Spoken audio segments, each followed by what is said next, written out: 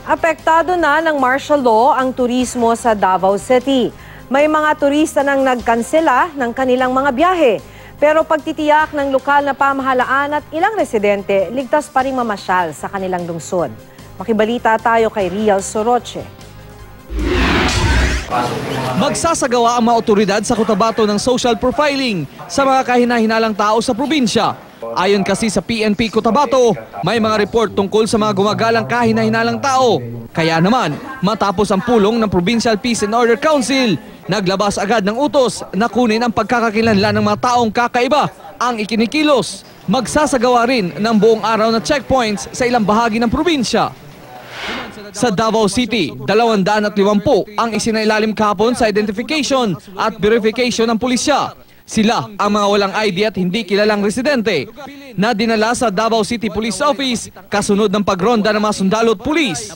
Kabilang ang isang taga-Malabang Lanao del Sur na naghahanap lang daw ng trabaho sa Davao at lalaking matagal na raw nakatira sa Davao City pero naiwan ang ID sa misis. Because of informations that we received na some of our fugitive wanted persons are na doon sa Barangay Bukana and Barangay Minipores. At the same time, we have been verifying information.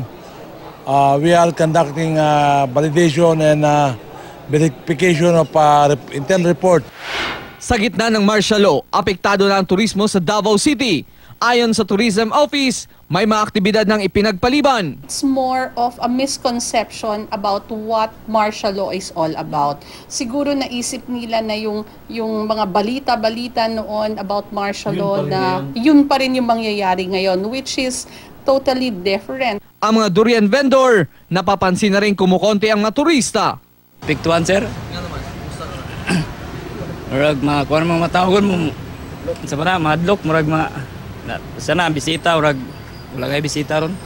Pagtitiyak ng Tourism Office sa mga turista, ligtas pa rin mamasyal sa lungsod. Ang mga turistang ito, malaki ang tiwala sa mga otoridad, kaya hindi kinansela ang kanilang lakad sa lungsod. We know there are checkpoints in and out of the city, so we feel safe. We walk around, we have durian, business as usual, nothing to worry about. Ang ilan ngang Davaoenyo, kinatuwa pa ang mahigpit na seguridad ng mga sundalo at pulisya. Ginawa pa nilang atraksyon ang ilang tangke ng militar, pati na ang mga sundalong may bitbit na matataas na kalibre ng baril. Todo selfie pa ang ilan. Gaya ng makikita sa ilang nag-viral na larawan. Rial Soroche, Nagbabalita, Pilipinas.